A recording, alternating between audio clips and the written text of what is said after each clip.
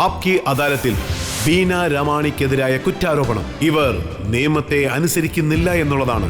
Beena madam, താങ്കൾക്ക് ഓർമ്മയുണ്ടോ, 7 വർഷത്തിന് മുൻപ് ഏപ്രിൽ 30 അന്ന് രാത്രി ജെസിക ലാൽ മർഡർ നടക്കുമ്പോൾ താങ്കളുടെ റെസ്റ്റോറന്റിൽ ഡൽഹിയിലെ പ്രമുഖരായ വ്യക്തികൾ ഉണ്ടായിരുന്നു എന്ന് പറയുന്നത് സത്യമാണോ അതോ കള്ളമാണോ? അത് സത്യമാണ്. എപ്പോഴും നടക്കുന്ന കാര്യമല്ലേ.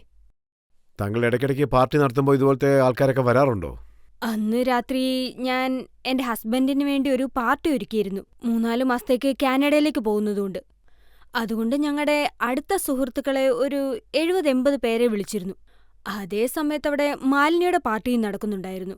ആ പാർട്ടി നടന്നുകൊണ്ടിരുന്ന റെസ്റ്റോറന്റിൽ അത് ഇല്ലീഗലായിട്ടാണ് നടന്നുകൊണ്ടിരുന്നത്. അവിടെ വെച്ച് താങ്കൾക്ക് ലിക്കർ സെർവ് ചെയ്യാനും അവിടെ വെച്ച് മദ്യപിക്കാനുമുള്ള അനുവാദമില്ലായിരുന്നു. കാര്യം സത്യമാണ്. ഞങ്ങൾക്ക് റെസ്റ്റോറന്റിൽ ഈറ്റിംഗ് പ്ലേസിൽ മാത്രമേ ലൈസൻസ് ഉണ്ടായിരുന്നുള്ളൂ.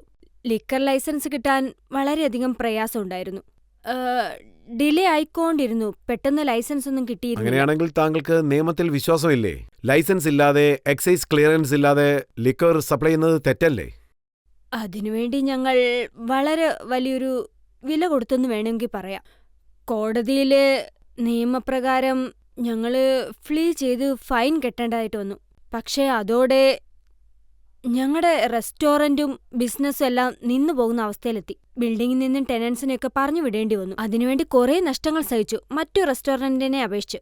ഇന്ത്യയിലുടനീളം പല റെസ്റ്റോറന്റിനും ഇപ്പോഴും ലൈസൻസ് ഇല്ലാതെ അവര് ഫൈൻ കെട്ടിയിട്ട് ഇപ്പോഴും അത് നടത്തിക്കൊണ്ടു പോകുന്നുണ്ട്. ഇതെല്ലാം സാധാരണ കാര്യമാണ്. പക്ഷെ ഞങ്ങളോട് മാത്രം എന്തിനാണ് ഈ അനീതി? മാഡം, അന്നത്തെ രാത്രിയെക്കുറിച്ച് പറയുകയാണെങ്കിൽ ജെസിക ലാൽ അന്ന് വില നൽകേണ്ടി വന്നു. അന്ന് രാത്രി 11 മണിക്ക് ശേഷവും ലിക്കർ സെർവ് ചെയ്തുകൊണ്ട് ഇരിക്കുകയായിരുന്നു. അത് ഒരു 11-11:30 തീർന്നിരുന്നു. ആ പാർട്ടിയും കഴിഞ്ഞ് ഫുഡും ലിക്കറും എല്ലാം കഴിഞ്ഞിരുന്നു. ജെസിക ലാലിനെ വെടിവെച്ചതിന്റെ കാരണം, അതായത് ഒരു വ്യക്തി കുറച്ചുകൂടി മദ്യപിക്കാൻ ആഗ്രഹിച്ചു, കൂടുതൽ ലിക്കർ ചോദിച്ചു, പക്ഷെ അവർ കൊടുത്തില്ല. അതെ, കാരണം ആ സമയത്ത് അവിടെ ഒന്നും ഉണ്ടായിരുന്നില്ല. അതായത് അവര് ഡിമാൻഡ് ചെയ്തു. അദ്ദേഹം ഇടയ്ക്കിടയ്ക്ക് ലിക്കർ ചോദിച്ചുകൊണ്ടിരുന്നപ്പോൾ എന്റെ മോള് പറഞ്ഞു ഇല്ല, തീർന്നു പോയെന്ന്. ഞാൻ ജുഡീഷ്യറിയെ റെസ്പെക്ട് ചെയ്യുന്നതുകൊണ്ട് എനിക്കിവിടെ എല്ലാ കാര്യങ്ങളും തുറന്നു പറയാൻ പറ്റില്ല. പറയുന്നത് ശരിയല്ല. നിങ്ങള് വാർത്തയിൽ കണ്ടതൊക്കെ ശരിയായിട്ടുള്ള കാര്യമാണ്. അദ്ദേഹം ഡ്രിങ്ക് ചോദിച്ചപ്പോൾ ഞങ്ങളത് കൊടുക്കാതെ. മാഡം, ജെസിക മരിച്ച അന്ന് രാത്രി എന്താണ് സംഭവിച്ചെന്ന് ഒന്ന് വ്യക്തമായിട്ട് പറയാൻ താങ്കൾക്ക് സാധിക്കും? ഏകദേശം ഒരു 2 മണിയായി കാണും. ഞാൻ വിചാരിച്ചു അകത്തുള്ള റെസ്റ്റോറൻ്റൊക്കെ ക്ലീൻ ചെയ്യാമെന്ന്. ക്ലീൻ ചെയ്ത് അടയ്ക്കുന്ന സമയമായി. കാരണം അത്രയും സമയം പോയിരുന്നു. സ്റ്റാഫ് എല്ലാം വീട്ടിലേക്ക് പോയി. അപ്പോൾ ഞാൻ നോക്കുമ്പോൾ റെസ്റ്റോറൻറ്റിനകത്ത് കുറച്ച് ആൾക്കാർ കൂടി ഉണ്ടായിരുന്നു. ഞാൻ ദൂരേന്ന് നോക്കുമ്പോൾ ഞാൻ വിചാരിച്ചു ശരി, അവരെ എങ്ങനെയെങ്കിലും പുറത്താക്കാവുന്ന്. മാലിനി പറഞ്ഞു വേണ്ട, അമ്മ അങ്ങോട്ട് പോകണ്ടെന്ന്. അവര് വൃത്തികേടുകൾ പറയുന്നു എന്ന് പറഞ്ഞു. അതുകൊണ്ട് ഞാൻ വിചാരിച്ചു അവരെ എങ്ങനെയെങ്കിലും പുറത്തിറക്കണമെന്ന്. അവര് പുറത്തേക്കിറങ്ങിയപ്പോൾ ഞാനവിടെ സ്റ്റെപ്പിന്റെ അടുത്തേക്ക് വരെ മാത്രമേ പോയുള്ളൂ. അപ്പോൾ ഒരു ഷോട്ട് സൗണ്ട് കേട്ടു അവിടെ. ഞാൻ വിചാരിച്ചു ബലൂൺ പൊട്ടുമായിരിക്കുമെന്ന്. കാരണം അവിടെ ബലൂണുകൾ ഉണ്ടായിരുന്നു. പിന്നെ കുറച്ചുകൂടെ നടന്നപ്പോൾ വേറൊരു ഷോട്ട് സൗണ്ട് കൂടെ കേട്ടു. ഗൺഷോട്ട് പോലെയുള്ള ശബ്ദമായിരുന്നു. ഗൺഷോട്ടിന്റെ സൗണ്ട്. ആ സമയം അവിടെ ജെസിക നിപ്പുണ്ടായിരുന്നു. അപ്പൊ തന്നെ അവള് താഴോട്ട് വീണു. ഒരു 2-3 സെക്കൻഡിൽ അവിടെ ഉള്ളവരെല്ലാം പുറത്തേക്ക് ഇറങ്ങാൻ ശ്രമിച്ചു. അപ്പോൾ സൈഡിൽ കൂടെ ഒരു സ്വിംഗ് മാതിരി ഒരു ഡോർ ഉണ്ടായിരുന്നു. അതിന്റെ പുറകിൽ ഒരു കൗണ്ടറും ഉണ്ടായിരുന്നു. ആ സ്വിംഗ് കതവ് തുറന്നപ്പോ തന്നെ അവിടുന്ന് പുറത്തിറങ്ങി ആ ചെറുക്കൻ. പക്ഷെ അവന്റെ പേരെനിക്കറിയില്ല. അവന്റെ പേര് മനു ശർമ്മയെന്നാ പറഞ്ഞത്. അവിടെ ഞങ്ങളുടെ ഇലക്ട്രീഷ്യനും ഉണ്ടായിരുന്നു. ആ ഇലക്ട്രീഷ്യൻ പറഞ്ഞു ഇവനാണ് ഷൂട്ട് ചെയ്തതെന്ന്. ബാറിലുള്ള പയ്യന്മാരും പറഞ്ഞത് ഇവനാണ് ഷൂട്ട് ചെയ്തതെന്ന്. ഇവനാണ് ഷൂട്ട് ചെയ്തതെന്ന് തറപ്പിച്ച് പറഞ്ഞപ്പോൾ ഞാൻ പറഞ്ഞു പോലീസിനെ വിളിക്കാൻ. ഞാൻ പറഞ്ഞു എല്ലാവരുടെ ഫോണിൽ പോലീസിനെ വിളിക്കാനായിട്ട്. ഞാൻ ആ പയ്യനെ അവിടെ പിടിച്ചു നിർത്തി. വൈറ്റ് ടീഷർട്ടും ബ്ലൂ ജീൻസും ആയിരുന്നു അവൻ ഇട്ടിരുന്നത്.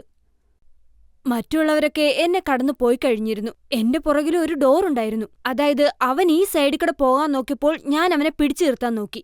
ഇതുപോലെ അവനെ അവിടെ പിടിച്ചു നിർത്താൻ പരമാവധി അതെ, തടുത്തു നിർത്താൻ. അതേപോലെ ആരെങ്കിലും ഒന്ന് വന്ന് എന്നെ ഹെൽപ്പ് ചെയ്യുമെന്ന് ഞാൻ വിചാരിച്ചു.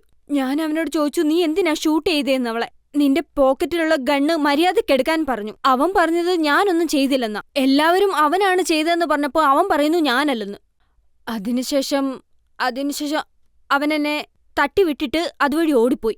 ഞാനും അവന്റെ പുറകെ തന്നെ ഓടി. എന്നിട്ട് ഉറക്കെ ഒച്ച വെച്ചു. അടുത്തുള്ള ആൾക്കാരോട് പറഞ്ഞു പെട്ടെന്ന് ആംബുലൻസിന് കോൾ ചെയ്യാൻ, ഹോസ്പിറ്റലിലും വിളിച്ചു പറയാൻ പറഞ്ഞു. അതുപോലെ അടുത്ത് ഏതാണ് ഹോസ്പിറ്റൽ അവിടേക്ക് കൂട്ടിക്കൊണ്ടു പോകാനും പറഞ്ഞു. അതിനുശേഷം ഞാൻ അവന്റെ പുറകെ തന്നെ ഓടാൻ നോക്കി. അവന്റെ പുറകെ ഏകദേശം ഗേറ്റ് വരെ ഞാൻ ഓടി. ഒരു 80-90 മീറ്റർ ഉണ്ടാവും. ആ മെയിൻ ഗേറ്റിന്റെ അടുത്ത് തന്നെ എന്റെ ഹസ്ബൻഡും ഉണ്ടായിരുന്നു. ഞാൻ അദ്ദേഹത്തിനോട് പറഞ്ഞു ജെസിക്കയെ ഷൂട്ട് ചെയ്തത് ഇവനാണെന്ന്. പെട്ടെന്ന് പോയി നോക്കാനും അവൻ എങ്ങോട്ടാ ഓടുന്നേ നോക്കാനും പറഞ്ഞു. പിന്നെ വണ്ടി നമ്പർ നോട്ട് ചെയ്യാനും പറഞ്ഞു. അതിനുശേഷമാണ് മനസ്സിലായത് ഏകദേശം 2 കിലോമീറ്റർ അവന്റെ പിന്നാലെ എന്റെ ഹസ്ബൻഡ് ഓടിയെന്ന്. ഓടി പോലീസ് സ്റ്റേഷനിലേക്ക് തന്നെ പോയി. പക്ഷെ അവൻ എങ്ങോട്ടോ പെട്ടെന്ന് ഓടി മറഞ്ഞു. തിരിച്ചു വന്നതിന് ശേഷം 2 പയ്യന്മാര്, അതായത് ഞങ്ങളുടെ വെയിറ്റേഴ്സ്, ജെസിക്കയെ ആ ടേബിൾ ക്ലോത്തിനുള്ളിലേക്ക് വെച്ച് എടുത്ത് അതിൽ ചുറ്റി പുറത്തേക്ക് കൊണ്ടുവന്നു. ആ സമയത്താണ് രോഹിത് പാൽ എനിക്ക് കോൾ ചെയ്തത്. എന്നോട് പറഞ്ഞു ഞാൻ അസ്ലോക്കിന് കോൾ ചെയ്തെന്ന്. അവിടെ ഡോക്ടർ അലോക് ചോപ്ര ഉണ്ടെന്ന് പറഞ്ഞു. ഞാൻ പെട്ടെന്ന് തന്നെ ഫോൺ വിളിച്ചു പറഞ്ഞു പെട്ടെന്ന് തന്നെ സ്ട്രെച്ചറൊക്കെ റെഡിയാക്കി വെക്കാൻ പറഞ്ഞു.